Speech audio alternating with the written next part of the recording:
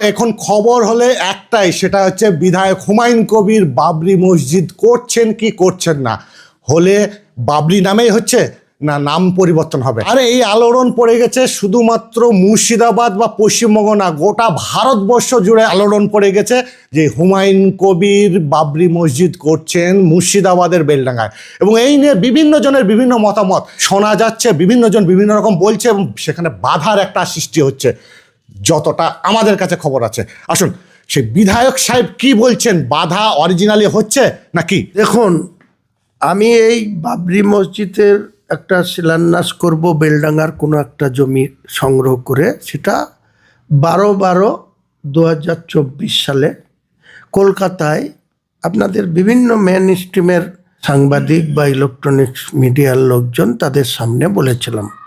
আপনারা জেনে নিতে পারবেন যে 12/12/2024 এই ঘোষণাটা করার পর আজকে ডিসেম্বরের 1 তারিখ, তার মানে 1 বছর হতে চললো, আর কয়েকটা দিন বাকি। 12 তারিখ আসলে 1 বছর হবে। আমি বলেছিলাম সেই দিন যে 6 ডিসেম্বর, যেহেতু 6 ডিসেম্বরের তাৎপর্য একটাই বাবরি মসজিদের ক্ষেত্রে, যে সবাই জানে যে কিছু কর সেবক এককাট্টা হয়ে 6 ডিসেম্বর 1992 সালে বাবরি মসজিদটাকে, ধাঁচাটাকে ভেঙে দিয়েছিল। তার যে স্ট্রাকচার, তার যে ইমারত, সেটাকে ভেঙে দিয়েছিল।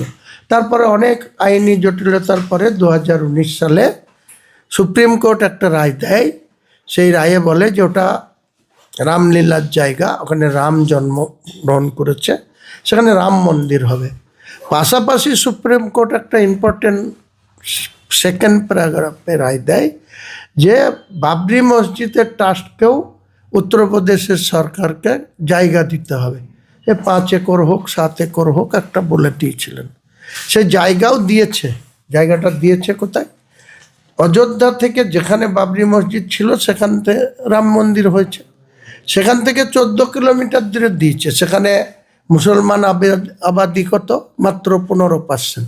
তার ভিতরে 10% গরিব মানুষ, নিডি। 5% হয়তো একটু শক্তিশালী আছে।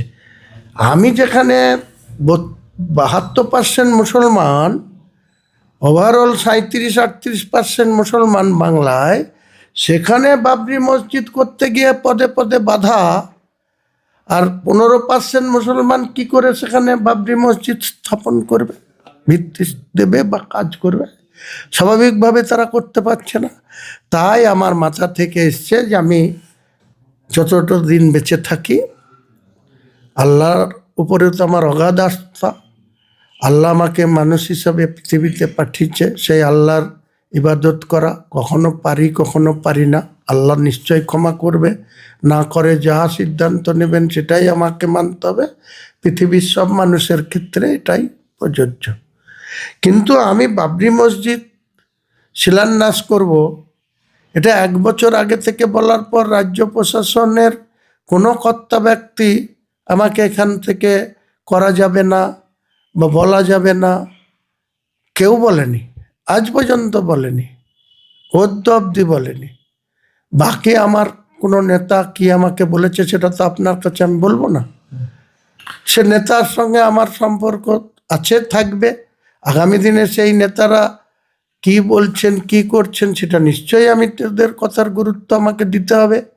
কিন্তু বেলডাঙ্গায় একজন মাতব্বর পুলিশ অফিসার আছে, যে ভগবানগোলার এসডিপিও ছিল, তার নাম উত্তম গড়াই। আমি জানি এসডিপিও লেভেলে যখন কোনো ট্রান্সফার হয়, তখন যে জেলা থেকে হয় অন্যত্র জেলাতে ট্রান্সফার হয়।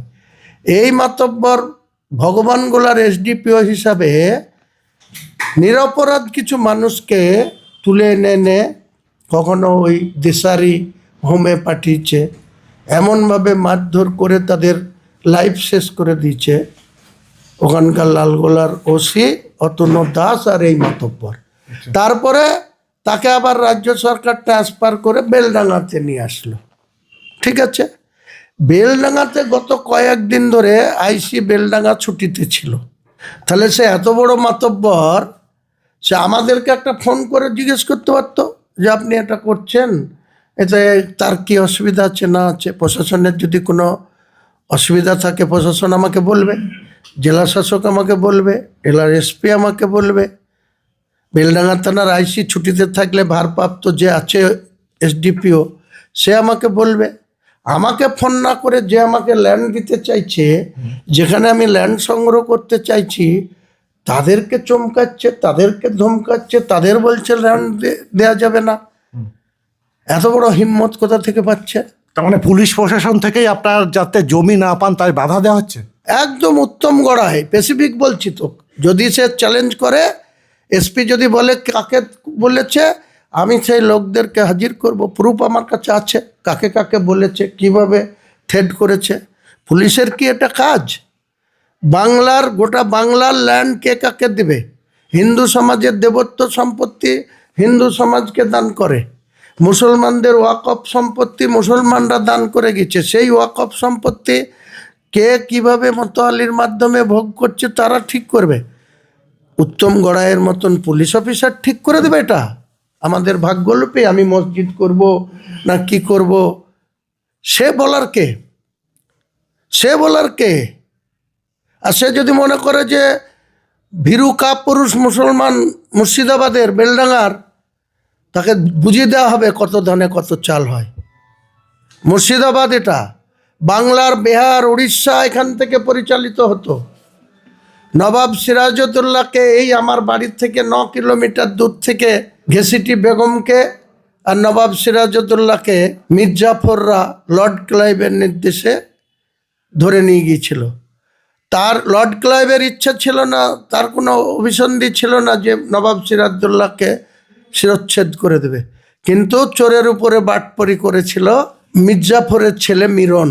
এখানকার এসপি বসে থাকতে ইনি কত বড় মাতব্বর হয়েছেন যে তিনি ল্যান্ড ওনারদের ঠিক করে দেবেন কাকে ল্যান্ড বিক্রি করতে হবে না করতে হবে। এসপির সঙ্গে আপনি এই নিয়ে কথা বলেছেন? কেন কথা বলতে যাবো আমি? এসপির দরকার হলে আমার সাথে কথা বলবে, এসপি দরকার হলে আমার সাথে কথা বলবে।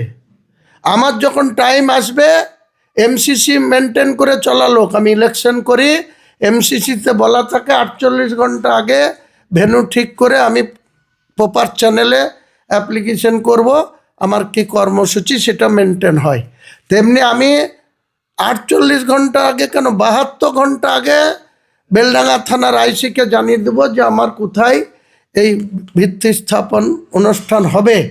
পুলিশ সহযোগিতা করলেও হবে, অসহযোগিতা করলেও হবে, পরিষ্কার করে বলছি। পারমিশন চাইবো, পারমিশন অ্যালাউ হলে খুবই ভালো, শান্তিপূর্ণ থাকবে। আর যদি পুলিশ মনে করে যে আমি বল প্রয়োগ করব, পুলিশ আমাদের গ্রেপ্তার করবে, আমাদের জেলে ঢুকাবে, আমরা তার কি করে মোকাবেলা করতে হয় আমরা করব। 6 তারিখে তাহলে কত লোক দেখবো এবং সেই ওই দিনের পজিশনটা কি হতে পারে? সেটা আমি সবাইকে আপনাদের মাধ্যমে একটাই বলবো, গোটা বাংলার বিভিন্ন প্রান্ত থেকে মানুষ আসবে। এটা মুসলিমদের আবেগ, এটা মুসলিমদের ইমোশনাল, এটা মুসলিমদের একটা আঘাত। 33 বছর আগে তাদেরকে আঘাত দেওয়া হয়েছে। বাবর কোথায় দেশ আক্রমণ করেছিল, লোদিকে পরাজিত করে বাবর সম্রাট হয়েছিল তা আমার দেখার দরকার নাই। বাবরের আর একটা নাম আছে জহিরুদ্দিন। সে বাবর তার সেনাপতি বাকি 1528 সালে দায়িত্ব নিয়ে এই মসজিদ ইমারত খাড়া করেছিল। 400 কত বছর ওই ইমারত ছিল। 1986 সালে প্রথম এই মসজিদে নামাজ পড়া বন্ধ করলো ইন্ডিয়ার প্রশাসন। তারপরে 92 সালে সে শোধটাকে ভেঙে ফেলা হলো। সেটা করা হবে না, সেটা সুপ্রিম কোর্ট যদি রায় দিয়ে থাকে সেই রায়টা আমার সামনে আনা হোক, আমি বাবরি মসজিদের নামে শিলান্যাস করব না। কিন্তু সুপ্রিম কোর্ট তো বাবরি মসজিদের ট্রাস্টিকে ল্যান্ড দিতে বলেছে বাবরি মসজিদ বানানোর জন্য। সেখানে কি হরিনাম করার জন্য ট্রাস্টিকে সুপ্রিম কোর্ট ল্যান্ড দিতে বলেছে? তাহলে আমার এখানে বাবরি মসজিদ বানাতে আইনগত বাধা কোথায়, সংবিধানে বাধা কোথায় বলুন আপনি? তার মানে এটা মানে বলতে গেলে সংবিধানে হচ্ছে না, আইনগত হচ্ছে না, এটা গায়ের জোরে বাধা দেওয়া হচ্ছে। তাই তার কি পুলিশের অফিসারের কি এটা কোনো duty? Police law and order দেখবে, থানাগুলো ল অ্যান্ড অর্ডার দেখবে, SP law and order maintain করবে। তো উত্তম গড়াই এত বড় বাহাদুর অফিসার হয়ে গেছে, সে বেলডাঙ্গায় কে কাকে ল্যান্ড দিবে, কে কাকে ল্যান্ড দিবে না, কার সাথে ল্যান্ড কে কিনবে তা ঠিক করে দেবে? অসংখ্য ধন্যবাদ।